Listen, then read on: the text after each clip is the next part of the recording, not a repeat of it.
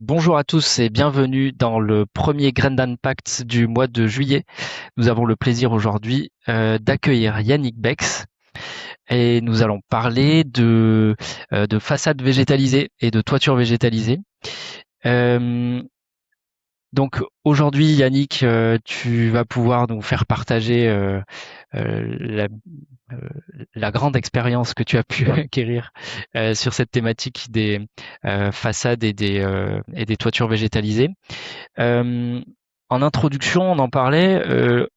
Je me rappelle il y a quelques années, la question de la végétalisation des façades du bâti devait être le nouveau marché relais du paysage. C'était présenté comme avec un potentiel très très grand. Aujourd'hui, force est de constater que les prévisions de l'époque ne se sont pas complètement exécutées. Euh, Est-ce que ça reste une bonne idée, d'après toi, de végétaliser une façade ou une toiture? À quoi ça peut servir? Donc j'aimerais bien qu'on arrive à répondre à cette question, mais avant ça, en quelques phrases, et j'espère que c'est pas trop te demander, est-ce que tu pourrais nous présenter d'où tu viens, ton parcours, les grandes étapes qui ont marqué ta vie professionnelle? Tout à fait, merci Thomas. Alors, Yannick Bex, de formation, je suis ingénieur agronome, plus HEC, mais ça c'est anecdotique puisque été à des fonctions de dirigeant. Donc sur ma dernière vie, je dirais, j'ai dirigé deux entités de filiales dans le groupe Soprema. Donc j'étais en direction de Sopranature, un acteur majeur, concepteur et développeur de systèmes de végétalisation pour le groupe Soprema, et j'ai créé une autre filiale qui s'appelait Greenfield, un autre acteur plus sur une cible paysagiste, collectivité, etc. et production. Ce marché de la végétalisation, tu fais bien de souligner, je vais pas dire qu'il est déceptif parce qu'on est toujours de grandes motivations pour son développement, bien évidemment. Déjà, c'est un marché qui est jeune, c'est un marché qui a moins d'une trentaine d'années, c'est un marché qui est en essor, je dirais, depuis une vingtaine d'années, et qui suit un petit peu des traces d'une dynamique allemande, qui est le précurseur de la toiture végétalisée, même si les toitures végétalisées, ça date des jardins de Babylone, ça date d'il y a très très longtemps, donc c'est pas une technique nouvelle de ce siècle dernier. Qu'est-ce qui a pu Donc se passer en Allemagne? Qu'est-ce qui fait que l'Allemagne est précurseur? C'est une information que j'avais pas notée, ça.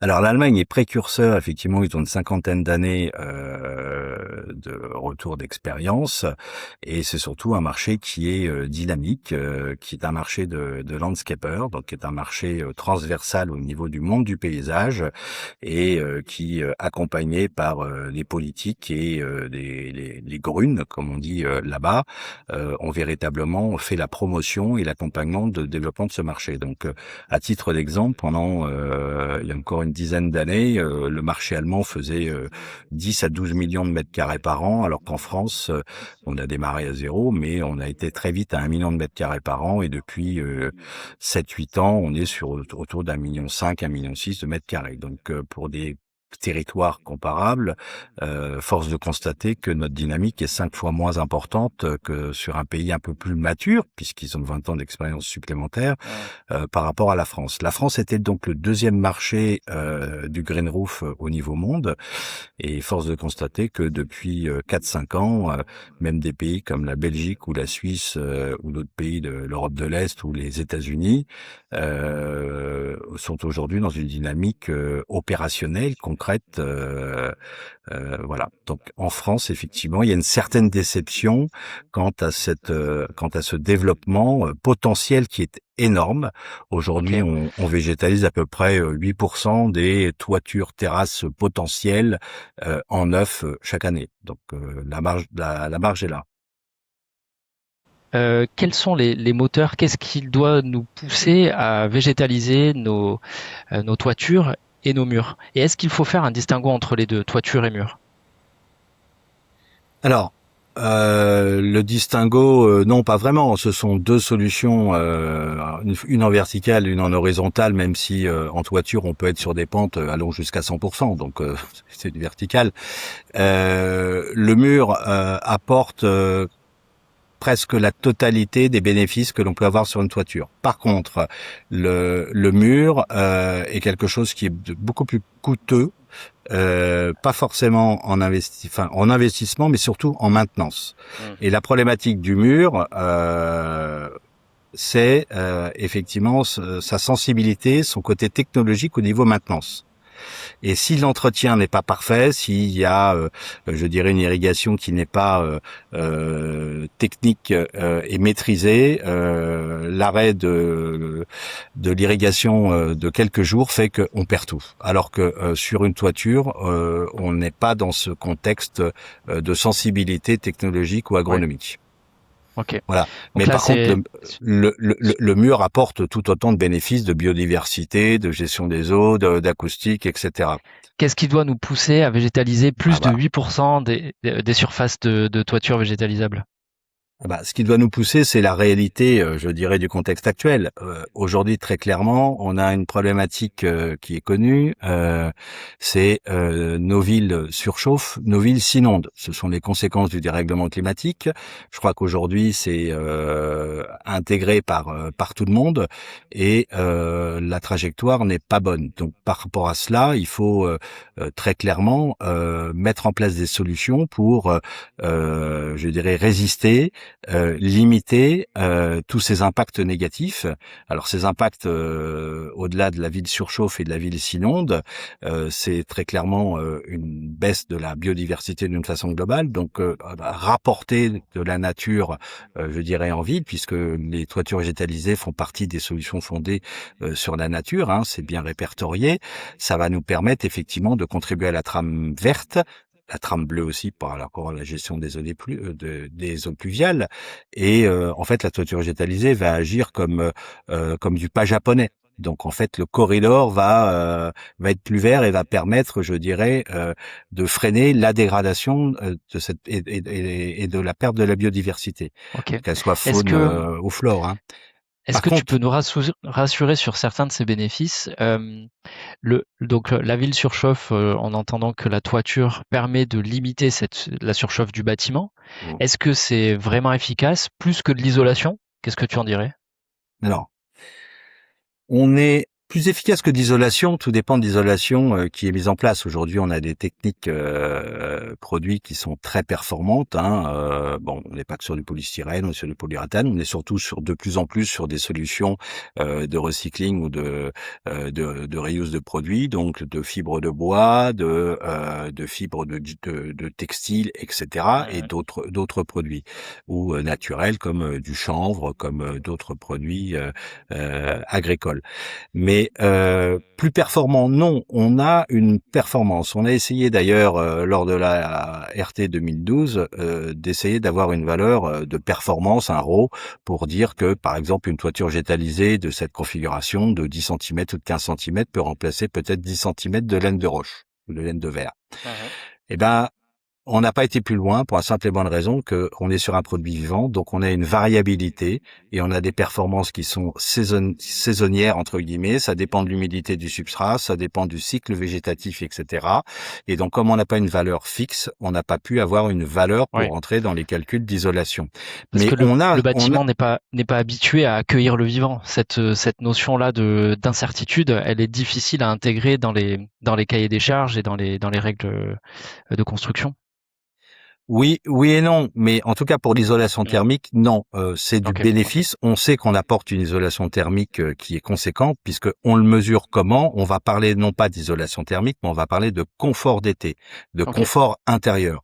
Et une toiture végétalisée d'une dizaine de centimètres d'épaisseur, on va dire extensive, donc qui est le minimum, sachant qu'on fait surtout, et c'est ce qu'on pousse de plus en plus, c'est de faire des toitures végétalisées semi-intensives de 15 à Mhm. 30 centimètres, où là on a une expression paysagère qui est très très intéressante avant d'arriver sur de la toiture jardin classique à plus de 30 Mhm. centimètres, comme sur des dalles de parking béton par exemple, où là on va pouvoir mettre des arbres, etc. et donc faire du jardin sur de la dalle portée étanchée.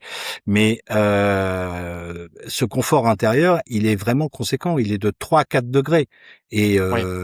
3-4 degrés, c'est très très significatif en termes de confort, en confort d'été. Voilà. Donc Très clair l'isolation est pour la partie isolation. Tu parlais également de la ville qui s'inonde. Ça veut dire que la toiture terrasse a un potentiel, peut-être du fait que c'est elle qui capte en premier la goutte de pluie avant qu'elle aille dans les exactement. tuyaux. Elle a un potentiel à venir limiter les pics d'inondation. Très clairement, aujourd'hui, le premier levier pour intégrer la végétalisation sur le bâti, c'est la gestion des eaux. La problématique de l'eau, elle est terrible. C'est le premier risque assurantiel que l'on a. Hein. Mm. Il faut savoir qu'on a des risques qui sont connus comme la destruction, on dirait des matériaux, des infrastructures, mais surtout, on a de la destruction ou de la pathologie humaine. Hein. Il y a des morts avec les Mm. inondations. Et ce qu'on ignore aussi, et ce qui est très important pour moi, c'est, je dirais, lors d'inondations, on va être sur de la pollution du milieu naturel. On va Ouais, avoir des phénomènes de saturation au niveau des stations d'épuration et des retours de claquets, de ouais, claquets. c'est Et ça. donc, On a et donc, des on rejets d'eau pollue. brute qui partent dans le milieu Exactement. naturel à chaque fois que Et le ça, réseau ça coûte sature. très Mm. cher économiquement, et parce que le temps de remettre une station d'épuration dans le bon sens, et surtout on a pollué le milieu environnant. Mm. Donc la gestion des eaux, elle est fondamentale par la toiture. L'eau tombe, il est plutôt souhaitable de la capter là où elle tombe d'abord, c'est-à-dire sur la tête ou sur les toits. Voilà. Donc quand on capte l'eau, il va se passer deux phénomènes. Un, la toiture végétalisée va agir comme la ville éponge. Donc on parle on parle de la ville éponge ou de la toiture éponge. Donc l'eau, je dirais, euh, rentre dans l'éponge. Donc on va garder l'eau, on va la stocker. On va la stocker d'ailleurs pour les végétaux qui ont besoin d'eau. Mhm. Et ensuite, surtout, on a un autre phénomène, c'est le phénomène du déphasage, c'est-à-dire quand l'eau va tomber sur cette éponge, faites l'essai chez vous, vous mettez une éponge sous un robinet, vous voyez bien qu'on remplit l'éponge et qu'ensuite on a une percolation, un coefficient de ruissellement. Et donc on va déphaser d'une heure et demie tout événement pluvieux important, et ensuite on va libérer par percolation et saturation un débit beaucoup plus maîtrisé, coefficient de ruissellement. Voilà, Et qui ça, permet c'est à la ville fondamental. de C'est mieux fond- gérer ces eaux, ces événements pluvieux Quand on a un qui sont orage, intenses. exactement, Thomas, quand on a un orage de 40 millimètres par exemple, la problématique, elle intervient, l'inondation intervient un quart d'heure, 20 minutes après, de Mm. pluie intense. Et ça dure pendant une heure. Et donc nous, le fait de déphaser, donc un, on écrète, deux, on déphase. Donc effectivement, on est un vrai outil tampon par rapport aux problématiques d'événements pluvieux importants et d'inondations. Ouais. Et je crois que d'ailleurs, des villes comme la ville de Paris ont bien introduit ça Il y a un leur zonage, PLU et il y a un dans zonage, le oui. plan Paris Oui. Pluie, Oui. qui prévoit que les toitures, notamment avec un substrat épais, comme tu le disais, hein, pas juste de la toiture sédum, ont un rôle réel dans la limitation de ces flux liés aux événements pluvieux extrêmes. Donc là, la Tu- réglementation, effectivement, intervient, puisque tu parles du plus de Paris, on est sur du zonage avec de l'abattement, c'est-à-dire on demande Exactement. de garder, on parle de millimètres, hein, de millimètres, et c'est très très important, parce que la saturation des réseaux, elle arrive vite. Il faut savoir que nos réseaux datent de plus d'un siècle. Monsieur Égout n'est plus de ce monde. Hein.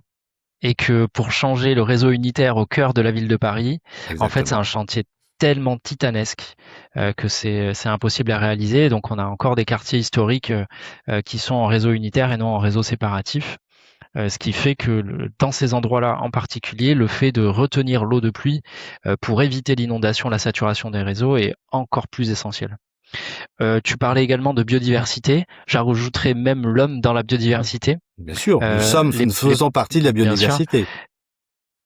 Donc des pas japonais, donc c'est-à-dire là tu fais référence aux corridors écologiques qui permettent aux animaux de se déplacer de zone de refuge en zone de refuge et de leur permettre de transiter comme ça et de traverser la ville. Il y a beaucoup d'études sur l'accueil de la population de l'entomofaune, donc des insectes, sur les toitures végétalisées. Euh, Est-ce que tu as vu également, il me semble qu'il y a des études également sur l'attrait par les oiseaux de ces endroits-là. Moi, j'ai vu des araignées voler à plusieurs milliers de mètres de haut. Donc, je pense qu'il doit y avoir aussi la colonisation par ces animaux-là. Et mais j'aimerais passer quelques minutes plutôt à nous concentrer sur les bienfaits aussi pour l'homme, parce que ces toitures végétalisées, elles peuvent être visitables ou non visitables, ça dépend des configurations. Lorsqu'elles sont non visitables, c'est un vrai lieu de refuge pour la biodiversité. Lorsqu'elles sont visitables ou au moins visibles depuis une fenêtre, s'active le processus de biophilie, donc c'est-à-dire la capacité de l'homme à recevoir des bénéfices physiologiques du fait d'être en contact avec cette biodiversité. Donc c'est des diminutions de maladies, des diminutions de taux d'absentéisme au travail, etc. Est-ce que tu as eu des retours d'expérience, toi, là-dessus, sur l'accueil par les gens qui vivent les toitures végétalisées de ces ouvrages? Tout à fait. Alors, juste pour finir sur la biodiversité, comme tu rebondissais dessus, ce qui est intéressant, c'est qu'il y a des études, l'étude Grove, par exemple, qui est très intéressante, qui a répertorié, je dirais, et qui a suivi l'évolution de la biodiversité sur les toitures végétalisées. Ce qui est intéressant, c'est que on implante effectivement, parce que c'est un système à la base hors sol, donc on met des essences, des espèces végétales sur un toit, mais au bout de 5 ans, entre 5 ans et 10 ans, on va passer de 40 à 80% d'espèces endémiques et Mmh. sauvages. Donc une implantation naturelle, je dirais, de la biodiversité. Donc ça, c'est très, très, très intéressant. Donc les plantes volent jusqu'en haut des toitures. Les oiseaux, le vent, enfin la Bien sûr, bien dissémination, sûr. je dirais traditionnelle. Mais on observe de choses très très intéressantes aussi au niveau des invertébrés, au niveau des oiseaux. Ouais. Aujourd'hui, on a des toitures végétalisées avec des arbres, des arbustes, et ça crée des zones ça crée des habitats, tout Mmh, mmh, simplement. mmh. Donc oui, la biodiversité, elle est vraiment favorisée avec des toitures végétalisées. Alors pour revenir à la biophilie ou la santé, ça c'est un sujet qui est beaucoup plus vaste, qui est peut-être moins étayé en termes de chiffres, comme sur le paysage au sol. Hein. On sait Mmh, mmh. que ça apporte énormément. Alors, le premier aspect biophilique, c'est il y a de plus en plus de bâtiments avec du vis-à-vis. C'est-à-dire un bâtiment qui donne, votre fenêtre donne sur le toit, euh, une toiture traditionnelle étanchée brune ou noire ou avec du gravier, c'est quand même pas très très beau. Hein. Je ne vais pas rentrer dans l'explication du 330-300, mais le fait de voir de la végétalisation, c'est fondamental pour le psychisme, pour le moral des gens, pour de l'évasion, de la liberté, pour donc la santé. Et le fait d'avoir de plus en plus de bâtiments avec du vis-à-vis, ça nécessite véritablement, dans la mesure du possible, de végétaliser. Alors, ce rapport à la nature, il est indéniable. Alors, au niveau du retour des usagers, je dirais, de bâtiments qui voient ou qui ont une toiture végétalisée, bien évidemment, le confort intérieur est validé par ceux du dernier étage, hein, pas ceux du rez-de-chaussée, bien évidemment. Et les gens qui voient une toiture végétalisée, déclarent que c'est quelque chose de fondamental, d'esthétique, qui a aussi un aspect de valorisation du territoire, de Ouais. l'environnement entre guillemets au niveau global. Les Mmh. gens qui sont même à l'intérieur vont sentir aussi le côté confort acoustique. Donc le végétal tamponne, je dirais, beaucoup de bruit. Et dans une ville, on sait bien qu'il y a beaucoup de nuisances. Donc tous ces aspects-là sont effectivement intégrés par les usagers, OK. par des propriétaires ou locataires. Tout à fait. Est-ce que on parle de plusieurs notions, il y a certaines choses qui sont quantitatives, d'autres qualitatives. C'est assez compliqué de savoir est-ce qu'une toiture est performante de manière générale? Est-ce que donc là, je pense au Green Roof Score, est-ce que on a vraiment là un outil qui fait la synthèse de toutes ces, de tous ces paramètres de qualification des toitures?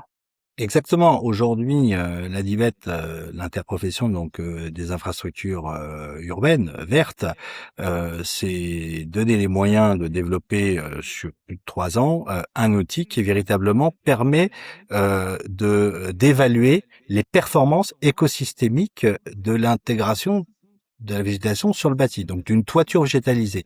Tout système, et ils sont variés en fonction du champ du possible, puisque la première clé d'entrée, c'est quand même l'importance. On peut pas mettre des arbres sur un bac acier ou sur le toit Mmh. je dirais, du Leclerc. Hein, tout le monde est bien d'accord avec cela. Donc, de faibles végètes, de moyennes végètes ou de jardin, on est capable de calculer ses performances d'un point de vue hydrique, enfin hydrologique, le nombre de mètres cubes de gestion, Mmh. enfin d'eau retenue par le substrat. On est capable de mesurer la biodiversité. On est capable de mesurer le confort intérieur. On est capable de mesurer, surtout, on n'en a pas parlé, mais le rafraîchissement. Aujourd'hui, on a vécu une petite période chaude, comme on dit là sur fin juin. Et ben, c'est fondamental au niveau de l'îlot de chaleur urbain et au niveau du rafraîchissement ambiant. Donc, on travaille sur le rafraîchissement à la parcelle, mais on peut le travailler sur le rafraîchissement à l'échelle du quartier. Donc, on sait le mesurer. Il y a d'autres bénéfices qui sont très très intéressants. C'est, par exemple, surtout, et c'est fondamental en termes de bâtiments durables. La végétalisation de toiture apporte une durabilité au niveau de l'étanchéité parce qu'on va avoir une couche qui va apporter une inertie sur l'étanchéité et on va la protéger de tout excès de température et variation de température qui est la première cause de tout vieillissement de matériaux. Voilà. Ce qui veut dire qu'au bout de 20 ans, 30 ans, 40 ans, 50 ans, on a une étanchéité qui est comme neuve. Donc on a une durabilité du bâtiment. Ok, c'est vrai que c'est un critère très important. On met souvent en avant la difficulté à maintenir ces ouvrages-là, toiture et murs dont tu parlais. Le fait d'avoir un facteur de retour sur investissement comme ça pour le bâtiment, pour la technique du bâtiment, c'est vrai que c'est un argument qu'on entend peu. Un dernier mot sur le Green Roof Score. Est-ce que c'est un outil qui est difficile à mettre en œuvre? Est-ce qu'il faut des mesures, des capteurs in situ, 3 spécialistes pour venir Non. calculer ça? Il est fait sur la description technique du système de végétalisation, c'est-à-dire on va effectivement rentrer un certain nombre de paramètres, de critères sur l'épaisseur, le type de substrat, ses capacités, ses systèmes tampons en plus et la palette végétale, les différentes strates. On va rentrer tout simplement des données qui sont les caractéristiques d'un système qui va être mis en place et on va pouvoir apporter des notations. Alors, pour dire qu'on a une toiture rétentrice, on va mettre une goutte, 2 gouttes, 3 gouttes d'eau, etc. En termes de biodiversité, on va mettre des fleurs, enfin peu importe. Voilà, c'est assez didactique et accessible à tous. C'est un outil open space, qui est en open source. Open source, ouais. Est-ce que tu penses que ça peut être un outil, donc du fait qu'il soit didactique et facile à calculer, qui pourrait venir aider à l'appropriation ou à l'appropriation des toitures des toitures végétalisées sur les bâtiments, avoir peut-être un effet de levier comme ce que tu disais en Allemagne en introduction dans ce pays. Donc le politique s'est davantage emparé de la végétalisation du bâtiment. Est-ce que le Green Roof Score pourrait aider à ça, à mieux développer alors soit l'attrait politique, soit la compréhension politique ou l'aide à la conception, etc., pour faire en sorte qu'on ait davantage de façades végétalisées demain? Alors, le Green Roof Score est un outil qui va permettre de montrer la performance de la toiture végétalisée envisagée. Ce n'est pas un outil suffisant, je dirais, pour la vulgarisation et pour l'évolution des mentalités, pour intégrer, faire de la prescription et dimensionner un projet le plus adéquat possible, parce que pour dimensionner un projet de toiture végétalisée, il y a des critères qui sont beaucoup plus larges. On va parler de CAPEX, d'OPEX, on va parler d'ambition, on va parler de contraintes réglementaires.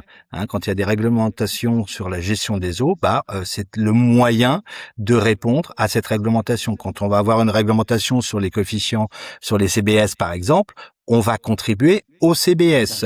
Donc tous ces éléments sont des vrais leviers qui vont permettre de déterminer un cahier des charges. Et le dernier levier qui est important, c'est qu'en fonction de, je dirais, des axes qualifiant la toiture, caractérisant la toiture végétalisée, on va aussi pouvoir aller chercher, mobiliser des aides pour le financement de l'installation, donc des travaux. Okay. Et ça, c'est une donnée fondamentale pour les investisseurs et la maîtrise d'ouvrage.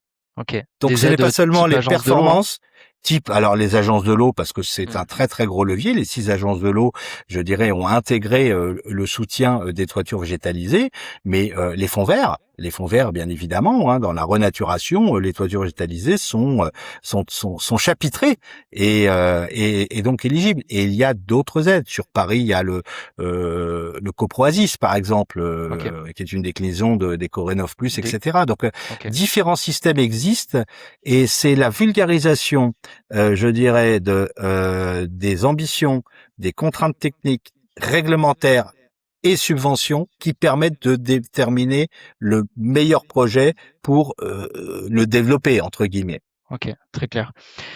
Avec toute l'expérience que tu as sur la végétalisation du bâti, euh, où se porte ton action aujourd'hui? Où est-ce que tu vois qu'il faut mettre le poids du corps pour continuer à développer ce marché, avoir une végétalisation plus systématique, plus efficace?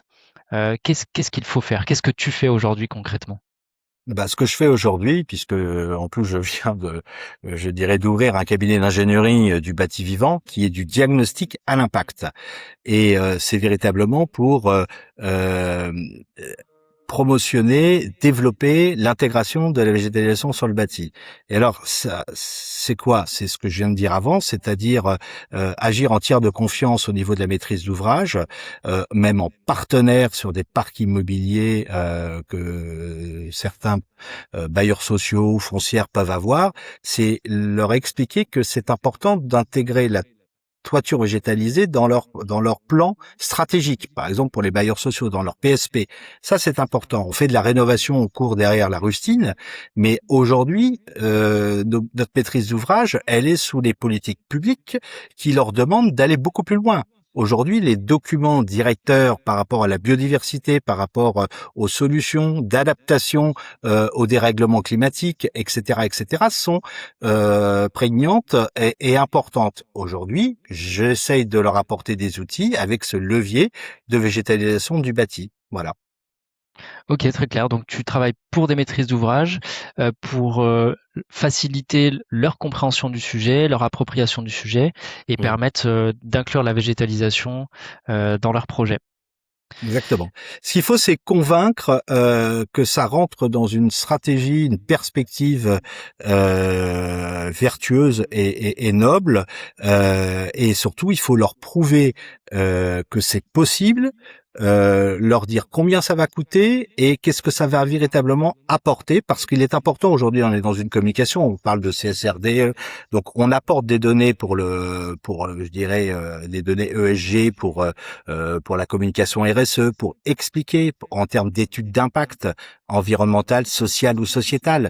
Il est important de donner ces informations pour que les gens intègrent bien tout cela. Et à titre d'exemple, on a développé aussi le premier calculateur d'empreinte carbone qui permet sur un projet immobilier d'intégrer l'empreinte carbone, c'est-à-dire la séquestration. On a vraiment une chance de travailler sur un matériel extraordinaire qui est le végétal, cet être vivant qui séquestre du carbone. Or, aujourd'hui, les réglementations sont un peu rigides, on va dire tout carbone, et aujourd'hui, on est sur une trajectoire, on doit limiter le carbone au mètre carré, et donc, exemple, pour faire un bâtiment avec de l'aération, il faudrait faire du traversant, mais si on fait du traversant, il faut plus de béton, alors on fait pas de traversant parce qu'on est limité en carbone. Ouais, ouais. Aujourd'hui, on propose et on accompagne les maîtrises d'ouvrage en leur disant, quand vous plantez avec votre palette végétale des arbres, même des arbustes et autres, voilà la séquestration et l'empreinte carbone positive. Alors, elle n'est pas à la première année. Elle est à partir de 4 ans, 5 ans, 6 ans. On a une trajectoire de séquestration qui vient quand même apporter de la nouvelle donnée. Donc, et ça rassure les maîtres d'ouvrage parce que ça répond, je dirais, aux objectifs globaux et écologiques d'une façon globale. Ok. Si tu te projettes maintenant dans 5 ou 10 ans, est-ce que tu vois des compétences qui vont être nouvelles, essentielles à développer, à renforcer pour faire ton métier dans 5 ou 10 ans? Compétences, ce sont des outils et on a cette chance puisque c'est ce qui arrive aujourd'hui. Ce sont les outils basés sur l'IA. pour gagner du temps, pour véritablement apporter des synthèses et des conclusions rapides, parce que l'étude doit être simplifiée pour tout de suite donner, je dirais, un résultat objectif à perspective pour le maître d'ouvrage. Voilà. Donc les études qui vont durer 1 an sur un bâtiment, ce que ça fait papa ou maman, ça c'est quand même pas très enthousiasmant. Donc l'IA, je donne un exemple sur nos prestations de notre cabinet d'ingénierie. On fait de l'analyse de portefeuille patrimonial pour des gros bailleurs sociaux qui ont 2000 ou 2500 bâtiments. On va leur donner une analyse qui va leur permettre de prioriser les bâtiments éligibles à la végétalisation, ce qui va leur permettre d'avoir de la data. On va quantifier avec les bénéfices le pourquoi du comment en étude d'impact, mais ça va leur donner de la data qui va leur permettre de prioriser dans leur plan à 10 ans de rénovation. Et ça, c'est grâce à des outils avec l'IA, puisqu'on fait de la cartographie. On va pas aller voir 2500 bâtiments physiquement. Non, ça prendrait du temps, en effet. Ça prendrait un peu de temps et certainement trop long. Et donc l'IA nous permet effectivement de cartographier. Donc on travaille sur des bases qui sont open source, comme BDNDB, mais d'autres qui sont croisées avec l'IGN, etc. Et ça nous permet de faire de la cartographie. Donc ça, c'est un exemple. Après, au niveau des bénéfices ou même au niveau du monitoring, des outils de demain nous permettront certainement d'une meilleure gestion raisonnée ou intégrée de l'itinéraire culturel, car tout espace paysager s'entretient. L'entretien est obligatoire, même pour une toiture végétalisée. Et donc aujourd'hui, les technologies de smart, entre guillemets, smart irrigation et autres, sont vertueuses dans 2 sens. Un, ça permet une meilleure efficience du pilotage, et 2, ça permet donc de réagir pour éviter toute pathologie. Donc, c'est toutes ces technologies qui vont nous permettre de mieux accompagner et d'avoir dans une meilleure efficience de nos itinéraires culturaux. Très bien. Eh bien, merci beaucoup Yannick pour cet échange. Donc on est parti de l'Allemagne avec cette faculté du bâtiment à améliorer ses performances pour la gestion des pics de chaleur, pour la gestion des pics de pluie, pour la biodiversité, pour l'humain et sa santé. À protéger, à s'auto-protéger aussi du coup, puisque on disait que la toiture végétalisée fait comme une couche de protection pour l'étanchéité. On voit tout le potentiel de développement de ce type d'ouvrage, la complexité, mais aussi les freins qu'il peut y avoir et comment tu as observé quelle est la bonne tactique pour venir contourner ces freins et puis continuer à faire développer des toitures vertes sur nos villes. Merci beaucoup. N'hésitez pas à consulter nos autres vidéos sur la chaîne YouTube, à lire nos articles sur le site web et nos posts LinkedIn sur lesquels vous trouverez un rapide résumé qui, j'espère, vous donnera envie de voir cette vidéo. Mais bon, si vous êtes là, c'est que vous l'avez déjà vu. À très bientôt. Merci. Merci Thomas.